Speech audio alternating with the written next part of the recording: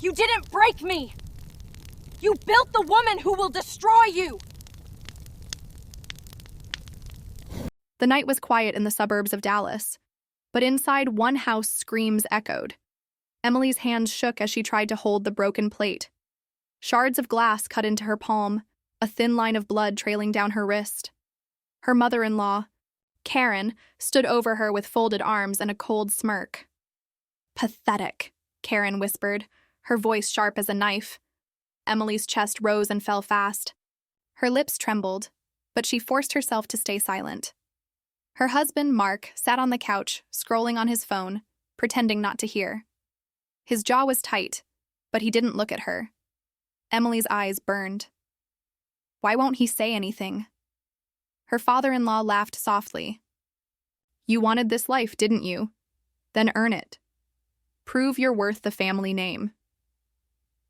Her knees buckled, but she stayed standing. Her fists clenched. Blood dripped on the carpet.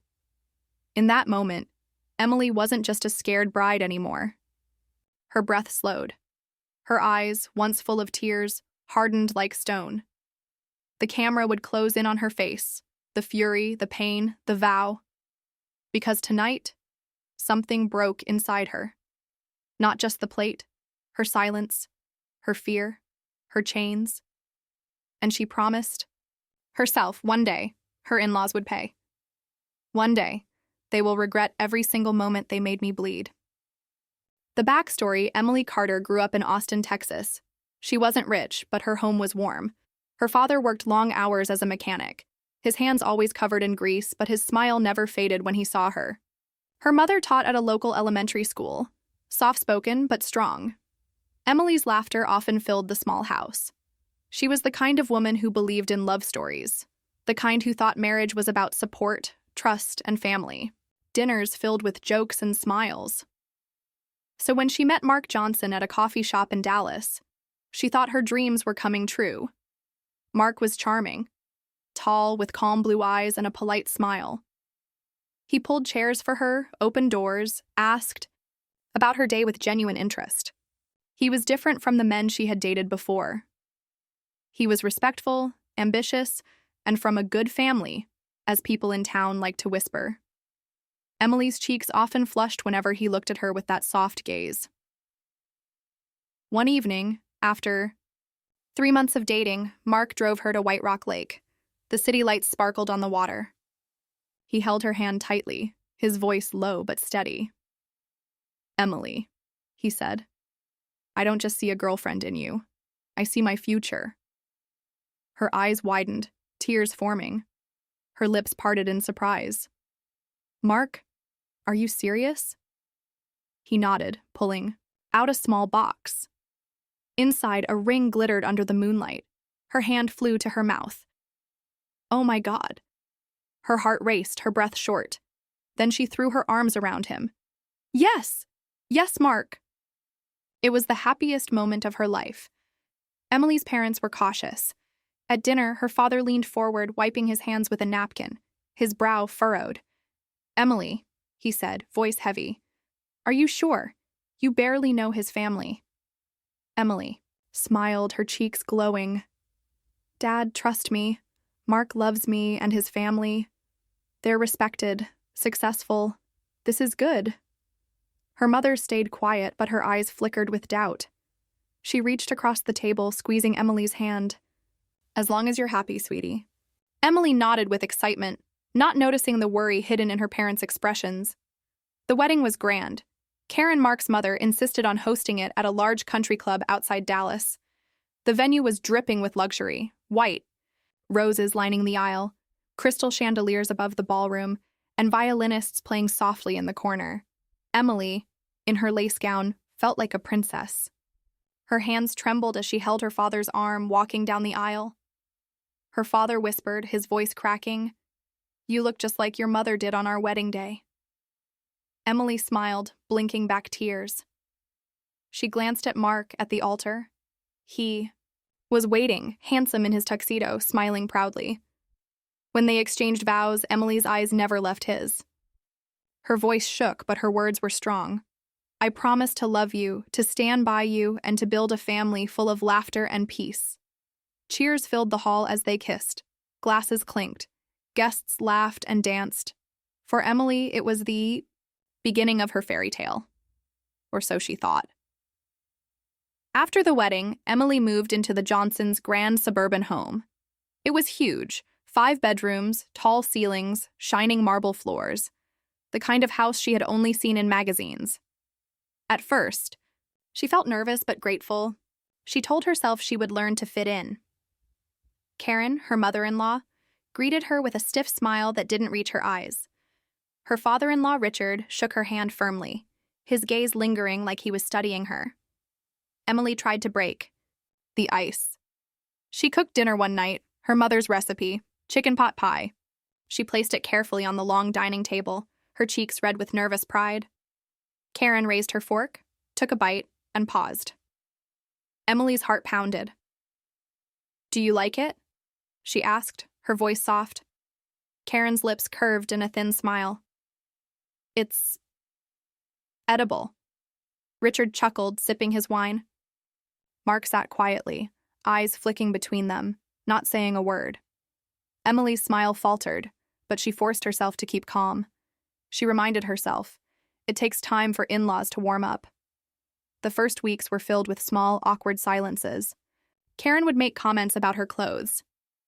"You don't dress like a Johnson woman." Richard would mention money at the dinner table. "Back in our family, women bring something valuable when they marry." Emily laughed nervously, brushing it off. She thought they were just old-fashioned, but there were also good moments. Mark held her hand in bed, whispering, "Ignore them. I love you. That's all that matters." She would smile, leaning into him, believing him. One evening, Emily stood on the balcony, watching the Texas sunset paint the sky orange and pink. She whispered to herself, "This is my home now. I will make it work." She didn't see Karen watching her from the window, her eyes cold, her lips pressed tight. At first glance, life seemed steady. Emily volunteered at a local library, smiled at neighbors, and tried her best to be a good wife and daughter-in-law. But under the polished surface of the Johnson home, shadows were gathering. And soon, Emily would discover that her new family didn't just want her love. They wanted something much darker. The betrayal. It started with whispers. Emily would walk into the kitchen and hear Karen lower her voice. She brought nothing, not even a decent dowry. What a shame. Richard would nod, his lips curling. Mark deserves better. She's just cheap. Emily's stomach twisted, but she kept silent. She didn't want to stir conflict. She told herself, they'll accept me in time. But the whispers grew louder. One evening, Karen slid a paper across the dining table. Emily picked it up, her hands trembling. It was a property deed. Karen's voice was calm, but her eyes were sharp. "Your parents own a small house in Austin, don't they? Why don't you convince them to transfer it into Mark's name? It'll show commitment to our family." Emily froze, staring at the document. Her lips parted, but no sound came. "My parents' house?" she whispered. Richard leaned forward, tapping the table with his finger. "It's just a house. They'll still live there, but it will secure your place here. We need to know you're serious about this marriage." Emily's chest tightened. "But that's their only home. They worked their whole lives for it." Karen's smile vanished. "Then prove you're worth our son." Mark shifted uncomfortably but said nothing. His eyes dropped to his plate. Emily looked at him desperately. "Mark, say something." But he stayed silent, chewing slowly, his jaw tight. Tears filled Emily's eyes. She shook her head, her voice breaking. "I can't, I won't." Karen's face hardened. "Then don't expect to be treated like family." From that night, everything changed. The silence at meals grew colder. Karen criticized her cooking more harshly. Richard demanded she clean the house despite their hired staff. Mark began coming home late, avoiding her eyes. Emily's days turned heavy. She felt like a stranger in her own home. One morning, she walked into the living room and froze. Karen was showing a guest a list of jewelry and savings accounts. Emily's name was at the bottom. Karen's voice was bitter. She has nothing, no assets, no dowry. My son deserves better. She's useless. The guest laughed, shaking her head. Poor Mark. He could have done so much better. Emily's cheeks burned. Her fists tightened. Tears pricked her eyes, but she refused to let them fall. She turned and walked upstairs, her breath shaky, her chest heavy. The betrayal came like waves. One night, Emily waited for Mark in their bedroom. Her hands were cold, her eyes red from crying. When he finally walked in, his tie loosened, she whispered, "Why don't you defend me? Why don't you stop them?" Mark's expression was blank. He sat on the edge of the bed, rubbing his forehead. "Emily," he said flatly, "you don't understand my family. They built everything I have. If you want peace, just listen to them." Emily's mouth fell open. "Listen? They're asking me to steal from my parents," Mark snapped, his eyes flashing. "Stop exaggerating. This is how families work. Sacrifices have to be made." Her body stiffened. She whispered, voice trembling, "So I'm just a transaction to you? A deal?" Mark stood, his face cold.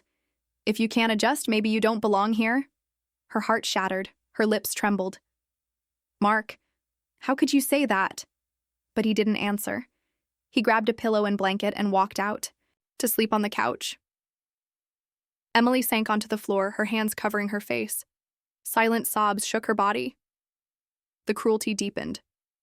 Karen began ordering her around like a servant. "Clean the silverware again. It's smudged." Richard mocked her. "You should have come with money. At least then you'd be worth something." Emily tried to fight back once. At dinner, she slammed her fork down, eyes blazing. "I am not here to be bought. I am not a product you can measure in money or property." Karen leaned back, smirking. "Then why are you here?" "Love?"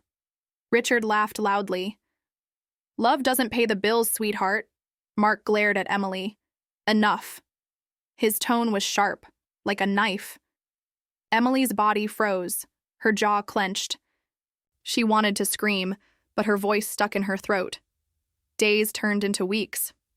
Emily grew thinner. Her cheeks hollowed, her once bright eyes dulled. She barely smiled anymore. Neighbors noticed her pale face, her quiet steps. One woman asked kindly, "Emily, are you okay?" Emily forced a smile, hiding her bruised heart. "I'm fine, just tired." But inside she was crumbling. One night, it reached the breaking point. Emily walked into the kitchen and found Karen, waiting, arms crossed. Karen's voice was sharp. "I'll say this once more. Get your parents to sign over their house, or you'll regret staying here." Emily's hands trembled, her eyes widened. "Are you threatening me?" Karen smirked. "Take it however you want, but this is not your home until you prove your worth." Richard stepped in, towering over her. "We don't keep freeloaders in this family." Mark walked in at that moment. Emily's eyes darted to him, pleading, "Mark, please, say something." He looked at her, then looked away. Her chest caved. Her breath caught. It was in that silence, in that betrayal, that Emily realized the truth. She wasn't just unwanted, she was trapped. That night, Emily lay awake, staring at the ceiling. Tears rolled down her cheeks, but her eyes burned with fire. She whispered to herself, her voice low but sharp. "No more. No more begging. No more tears. They want war? I'll give them war." Her fists clenched under the blanket. Her jaw tightened. In that moment, the frightened bride began to fade, and a new Emily was born. The downfall. The days turned colder, even though it was still summer in Dallas. Inside the Johnsons' house, warmth didn't exist anymore. Emily often sat on the bedroom floor, her back against the wall, her hair messy, her eyes swollen from crying. The carpet beneath her felt like sandpaper against her skin. Her hands shook as she pulled her knees to her chest. She whispered to herself, "Why did I marry into this family? Why didn't I listen to Dad?" Her voice cracked, her lips trembling. But No answer came. Only silence. The cruelty grew sharper. Karen often left Emily without food. "You eat after we eat," she would say, her voice cold. At night, Emily's stomach growled painfully as she sat in the kitchen, staring at the empty fridge. She chewed on dry bread, her throat aching as tears rolled down her face. Richard mocked her daily. "Your family must be proud. A daughter who came here with nothing and still expects to live like a queen." His laugh echoed through the halls, stabbing her heart. Emily tried reaching out to Mark.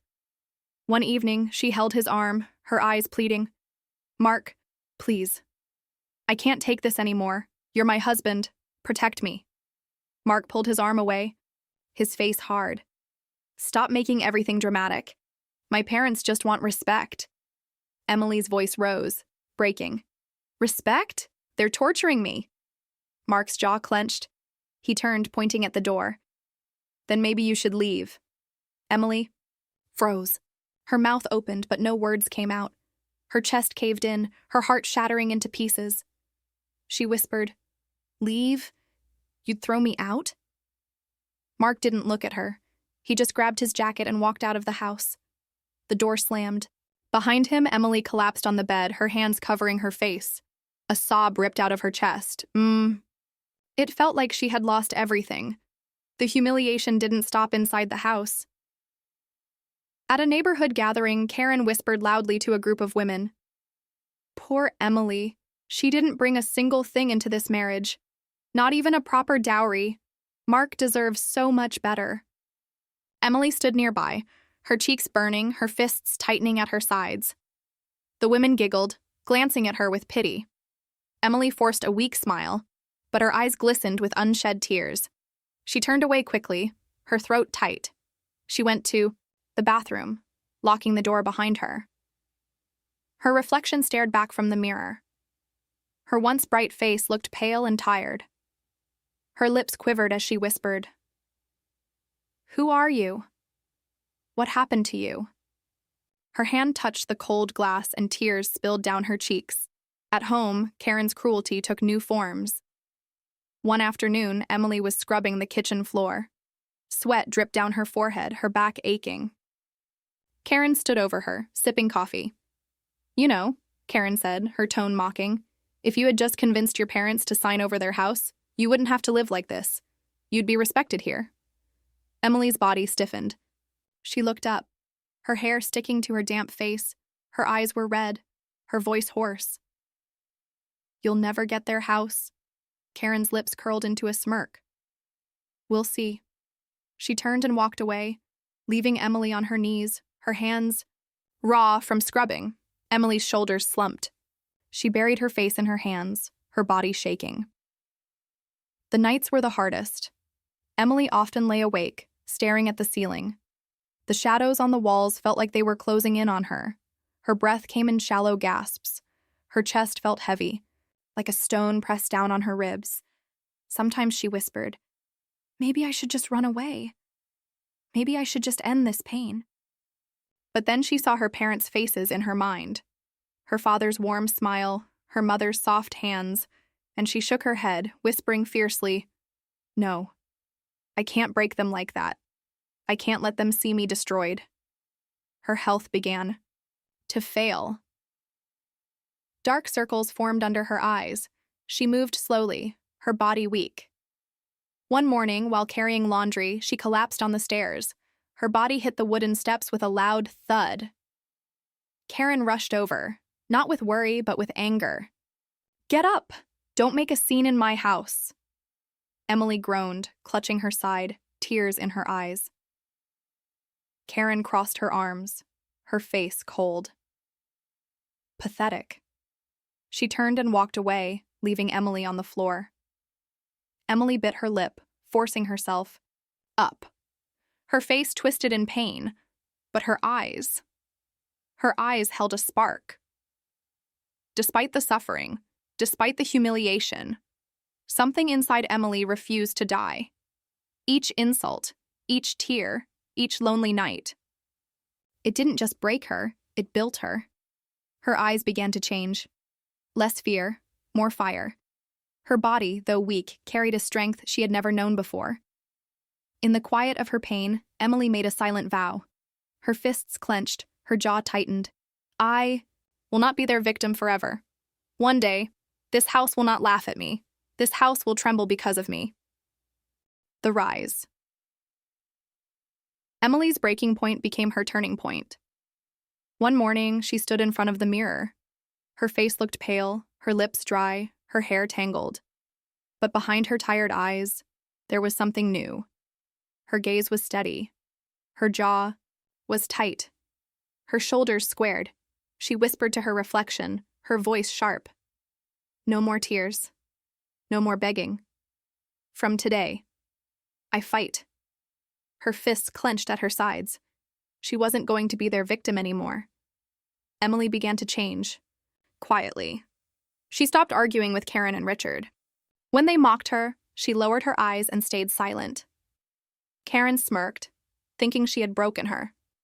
Richard chuckled, calling her useless girl. But inside, Emily's mind was racing. She listened. She observed.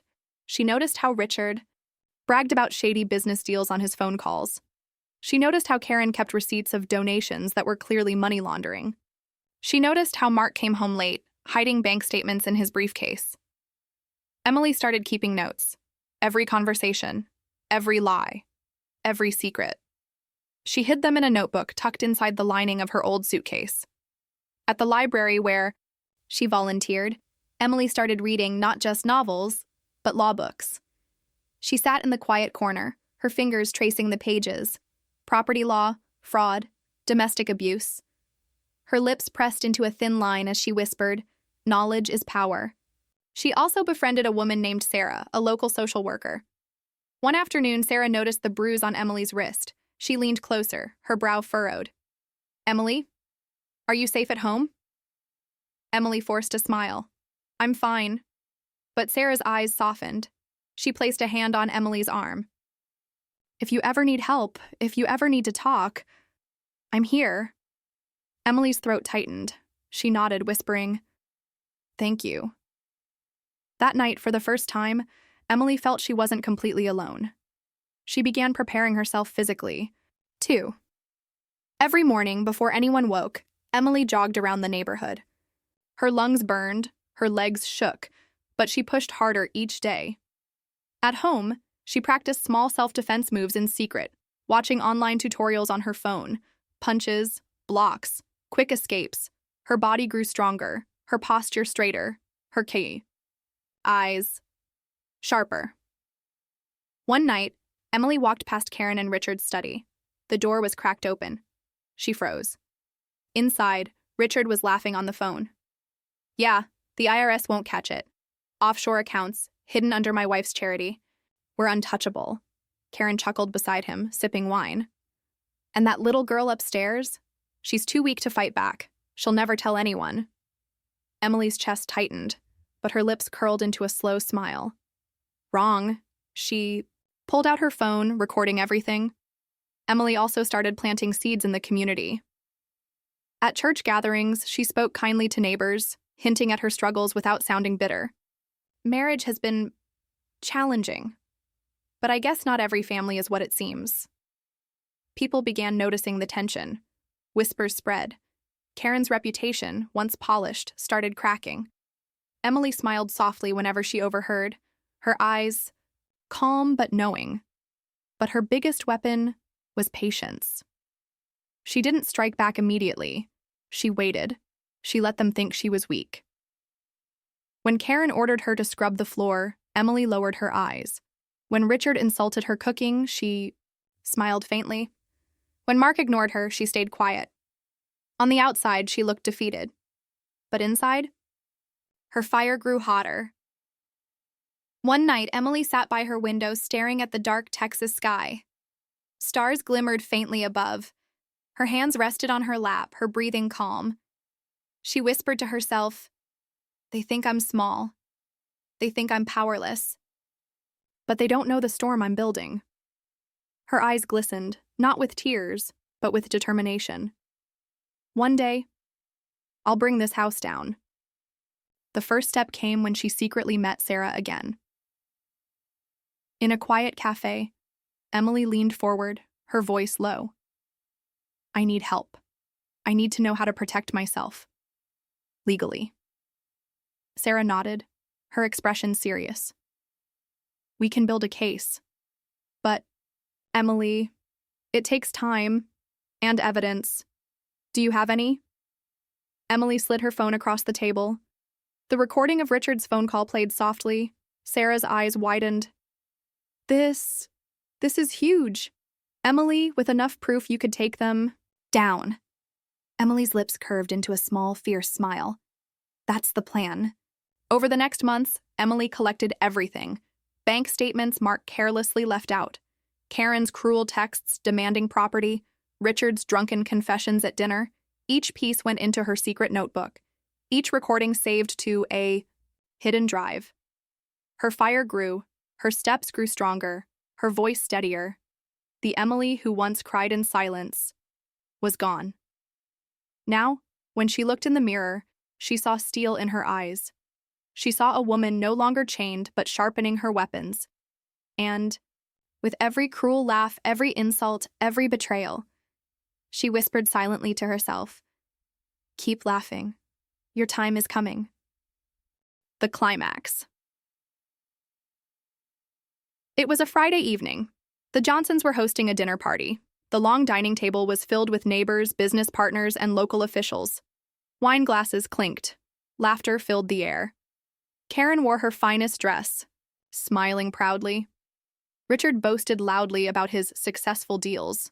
Mark sat beside him grinning, pretending to be the perfect son. And Emily? She sat quietly at the far end of the table, her hands folded neatly, her eyes calm. But inside, her heart pounded like a drum. Tonight was the night. Karen leaned over to her guest, her voice sharp but sweet. My son could have married anyone in this city. But he chose Emily. A pity she brought nothing into this family. The guests chuckled. Emily's jaw clenched. But instead of lowering her eyes, she slowly stood. The room fell silent. All eyes turned to her. Her voice was steady, low but sharp. You're right, Karen. I came here with nothing. But what you don't know is, I'm leaving here with everything. Gasps filled the room. Karen blinked, stunned. What are you talking about? Emily's lips curled into a thin smile. She reached into her bag and pulled out a small drive. She held it up. This, she said firmly, is proof of every crime you've committed. Every fraud, every threat, every demand for my parents' home. Richard's face drained of color. His glass slipped from his hand, shattering on the floor. Mark stood quickly, his voice sharp.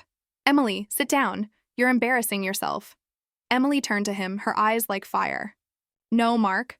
For once in your life, you're the one who should be embarrassed. The guests shifted uncomfortably. Murmurs spread across the table. Emily pressed a button on her phone. And suddenly, Richard's drunken voice echoed through the speakers. Yeah, the IRS won't catch it. Offshore accounts hidden under my wife's charity. We're untouchable. The room froze. Karen's face went pale. Turn that off. Emily ignored her. She played another clip. Karen's own voice filled the room. Get your parents to sign over their house, or you'll regret staying here. Gasps erupted. One guest covered her mouth. Another whispered, My God. Emily's eyes scanned the room, steady and sharp. This is who they really are. Liars, abusers, criminals. Karen's mask cracked. She slammed her hands on the table, her voice shrill. You little snake! How dare you record us? Emily stepped closer, her face inches from Karen's. Her voice was cold, sharp as ice. How dare you torture me? How dare you try to steal from my parents? Tonight, the truth comes out. Richard shot to his feet, his fist clenched, his face red. You'll regret this. Emily didn't flinch. She looked him straight in the eye, her jaw tight. No, Richard, you will. The front door burst. Open. 2 police officers stepped inside. Behind them was Sarah, the social worker, holding a folder of documents. Karen staggered back, her face twisted in shock. What? What is this? Sarah's voice rang out, calm but firm. This is justice. The P. Officers moved quickly. One read Richard his rights as they cuffed him. The other seized Karen's phone and files. Richard roared, struggling. Do you know who I am? I own this city. The officer pushed him forward. Not anymore. Karen screeched, tears streaming down her face. This is all lies. Lies! Emily stood tall, her eyes burning with fire. No, Karen, this is the truth, and it's over. Mark stood frozen, his mouth open, his face pale. He whispered, Emily, you destroyed us. Emily turned to him slowly. For a moment, her lips trembled, pain flashing in her eyes. But then her expression hardened. Her voice was low, sharp. No, Mark, you destroyed yourself the moment you chose them over me. Tears rolled down her cheeks, but her chin lifted proudly. The officers led Karen and Richard out of the house. Their screams echoed down the hallway. The guests whispered, some shaking their heads, others staring at Emily with awe. Emily stood in the center of the room, her breathing heavy, her hands trembling slightly. But her eyes were calm. For the first time in months, she felt free. Karen's last words rang through the house as she was dragged outside. You'll regret this, Emily. You'll regret it.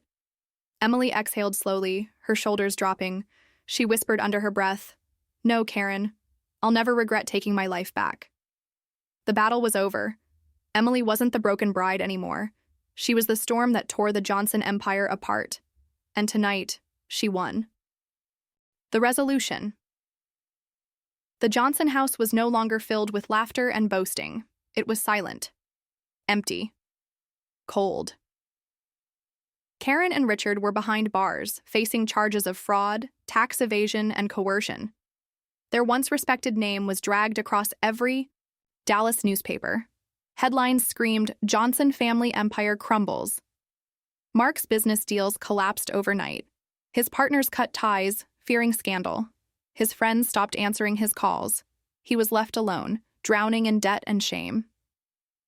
Emily, however, walked out of that house with her head held high. Her parents welcomed her back with open arms. The moment she stepped into their modest Austin home, her father pulled her into a tight hug, tears in his eyes. My baby girl, he whispered, his voice breaking. You're safe now. Her mother cupped her face, studying her bruised cheeks and tired eyes. They hurt you so much, but you're still standing. Emily's lips trembled as she smiled softly. Tears rolled down her face as she whispered, I'm free, Mom. I'm finally free. The weeks that followed were slow, but healing. Emily returned to the library, this time not as a broken woman hiding bruises, but as a volunteer with fire in her eyes. She began helping other women who came in quietly, asking for resources, advice, or just someone to listen. Sarah, the social worker, often joined her. Together, they built a small support group. Emily shared her story, her voice steady, her gaze firm. Don't let anyone make you feel like you're worthless, she told the group one evening.